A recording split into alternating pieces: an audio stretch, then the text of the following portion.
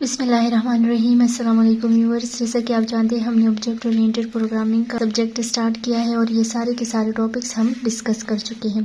आज की वीडियो में हम डिस्कस करने वाले हैं इनहेरिटेंस इन C++।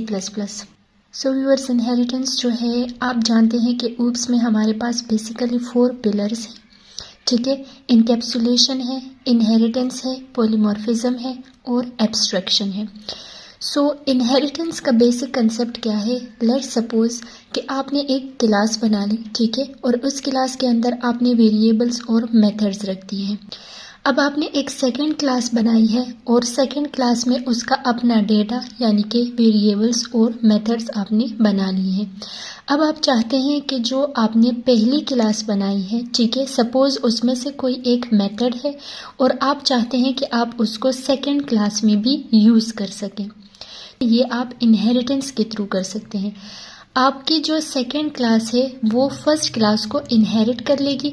तो इस तरह से जो आपकी सेकंड क्लास है उसमें अपने भी एट्रीब्यूट्स और मेथड्स होंगे और जो फर्स्ट क्लास में एट्रीब्यूट्स और फंक्शंस थे वो इस सेकंड क्लास को एक्सेसिबल होंगे। यानी कि इसमें वो फर्स्ट क्लास वाली प्रॉपर्टीज़ भी पाई जाएंगी और इसकी अपनी प्रॉपर्टीज़ भी।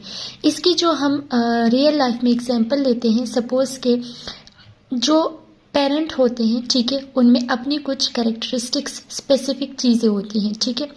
फिर जो उनके चिल्ड्रन होते हैं तो उनके चिल्ड्रन के अपने भी स्पेसिफिक कैरेक्टरिस्टिक्स होते हैं और उनमें कुछ न कुछ जो आदतें या फिर आप कह सकते हैं कि एट्रीब्यूट्स, कैरेक्टरिस्टिक्स वो अपने पेरेंट्स के आए होते हैं, पेरेंट्स के जीन्स आए होते हैं, ठीक है। तो सेम यही कंसेप्ट है आपका प्रोग्रामिंग में, which is called inheritance. Inheritance in C++ is a feature that allows a derived class to inherit the properties and methods of a base class, promoting code reusable and reducing redundancy। ठीक है, inheritance के through आप क्या करते हैं? आपके पास इन actual 2 classes आती हैं इस कंसेप्ट में। एक को हम कहते हैं डिराइव्ड क्लास यानी कि चाइल्ड क्लास और एक को हम कहते हैं बेस क्लास।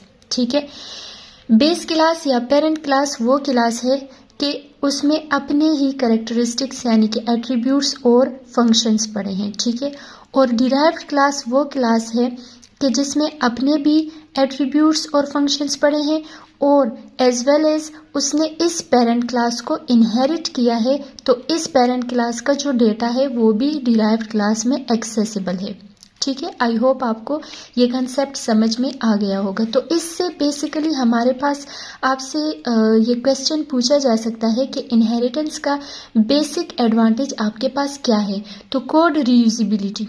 ठीक है, यानी कि अगर सपोज आपने क्लास ए में जो आपका पेरेंट क्लास है उसमें आपने कोई मेथड लिखा है, मैं एग्जाम्पल के तौर पर आपको देती हूँ कि आपने उसमें मैक्स कोई मेथड लिखा है, ठीक है, और उसके अंदर इसका पूरा का पूरा लॉजिक है। अब आप सेकेंड क्लास आपने बना ली है और उस सेकेंड क्लास में भी आपको एग्जैक्ट यही फंक्शनलिटी रिक्वायर्ड है, यही मेथड रिक्वायर्ड है। ये मेथड जो भी काम आपको करके देता है यही काम आपको सेकेंड क्लास में भी रिक्वायर्ड है। तो सेकेंड क्लास में दोबारा से ये मेथड, ये लॉजिक लिखने से बेहतर है कि आप फर्स्ट क्लास को इनहेरिट कर लें, ठीक है, और इनहेरिट करने के बाद फर्स्ट क्लास का जितना भी डेटा है या जितने भी मेथड्स हैं वो सेकेंड क्लास में भी यूज़ करते रहें।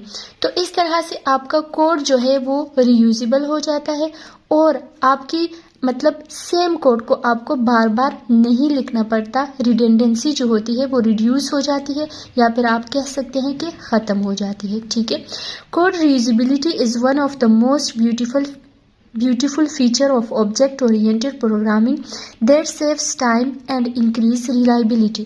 तो सेम कोड अगर आपको बार बार नहीं लिखना पड़ रहा तो जाहिर सी बात है कि आपका टाइम जो है वो वेस्ट नहीं हो रहा, क्योंकि सेम चीज़ को बार बार लिखने का कोई फ़ायदा नहीं है, इससे आपका टाइम वेस्ट होता है। तो अगर आप ऑलरेडी रिटन कोड को बार बार नीचे रीयूज़ कर लेते हैं so that is the best option और यही चीज़ आपको इनहेरिटेंस करके देता है।